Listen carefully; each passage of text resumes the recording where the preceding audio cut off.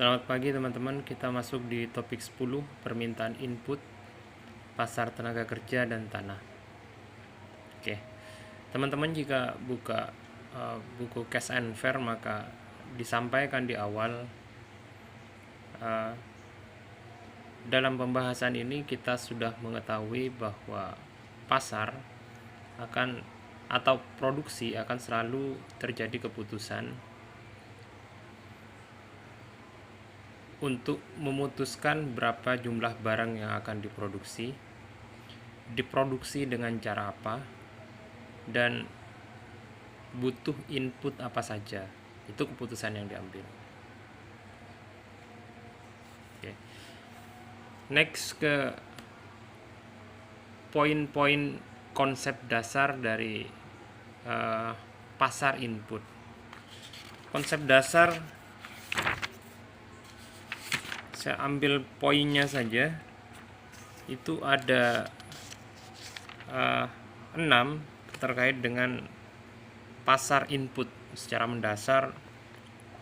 Yang pertama, serangkaian keputusan di permintaan dan penawaran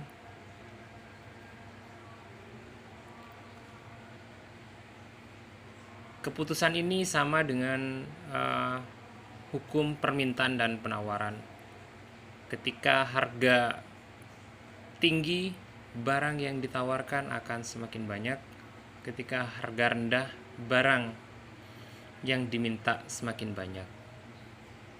Tarik menarik ada di sana. Itu satu. Kemudian yang kedua, permintaan akan input itu merupakan permintaan turunan. Ketika permintaan akan barang output meningkat, otomatis produsen itu perlu output yang semakin banyak kan. Karena semakin banyak, dia perlu supply, inputnya juga harus ditambah. Maka permintaan akan input itu adalah turunan.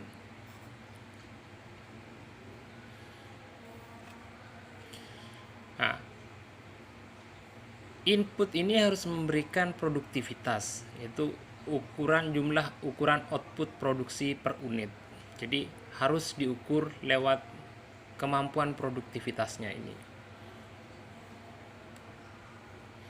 Misalkan inputnya adalah manusia. Manusia ini kemampuannya apa, bekerjanya bisa menghasilkan output seberapa banyak.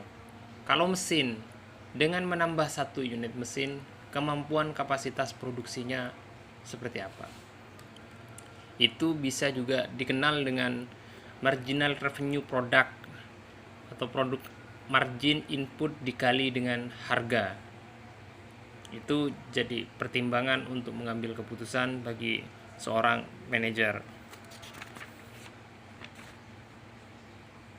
Oke. Poin ketiga, secara umum perusahaan akan meminta pekerja selama nilai yang diproduksi oleh pekerja itu melebihi nilai yang harus dibayarkan oleh perusahaan.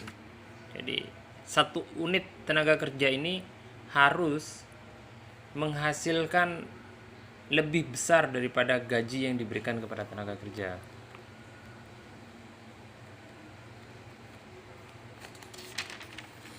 Kemudian poin keempat, input sekaligus bersifat komplementer dan substitusi. Misalkan tadi saya bilang mesin bisa digantikan oleh manusia. Manusia juga bisa digantikan oleh mesin. Setiap penambahan input itu bisa komplementer, artinya pelengkap. Misalkan ada mesin baru, ternyata mesin itu tidak bisa beroperasi tanpa ada manusia. Jadi harus ada yang melengkapi. Sekaligus tadi bisa saling menggantikan. Poin 5, dalam jangka pendek beberapa faktor produksi adalah tetap. Jadi perusahaan itu beroperasi di kapasitas perhitungan harga tetap. Yang keenam, marginal revenue product atau produk penerimaan marginal dari input variabel adalah penerimaan tambahan yang dihasilkan oleh suatu perusahaan dengan menggunakan satu unit input tambahan. Itu ada 6 poin terkait dengan konsep dasar dari pasar input. Kita lanjut ke pasar tenaga kerja. Di pasar tenaga kerja, peningkatan upah mungkin menyebabkan perusahaan mensubstitusi tenaga kerja terhadap modal, yang mengakibatkan penurunan kuantitas yang diminta dari tenaga kerja. Kalau teman-teman lihat media, kenapa banyak perusahaan-perusahaan besar menggeser pabriknya ke daerah, geser produksinya ke daerah? Pertimbangannya adalah upah di daerah lebih murah. Karena lebih murah, maka semakin efisien biaya produksinya. Sebaliknya, ketika upah di daerah tersebut kemudian meningkat, biaya untuk produksi semakin mahal, sehingga perusahaan akan berpikir lebih untuk mengurangi jumlah tenaga kerja dan menggantikan tenaga kerja dengan mesin. Ini efek substitusi dari faktor upah.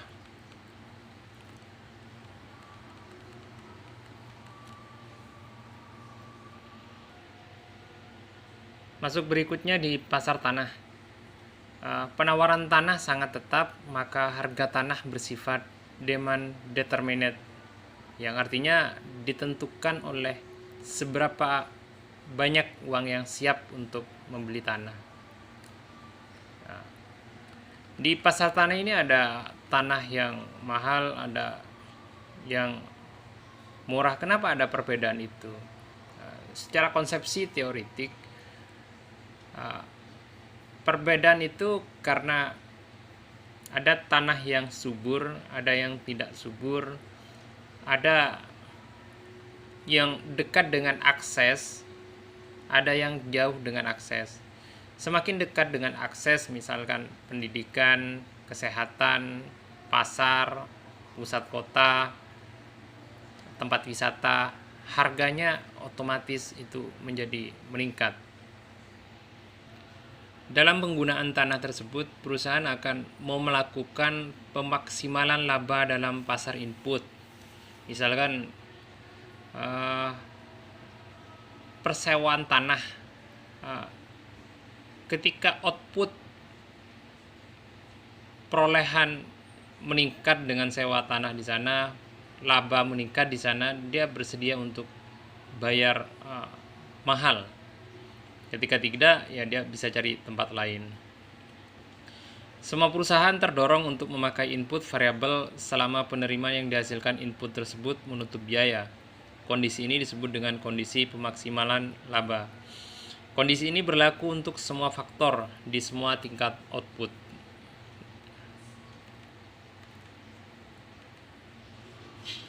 Perusahaan akan berupaya seefisien mungkin ya. Caranya dengan melakukan combine.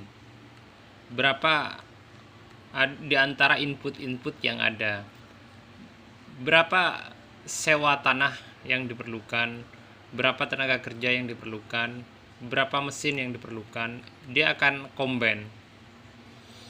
Misalkan akan cari lahan yang strategis, meskipun lahannya sempit, dia akan menggunakan teknologi yang tinggi, tenaga kerja pelengkapnya tidak perlu banyak-banyak.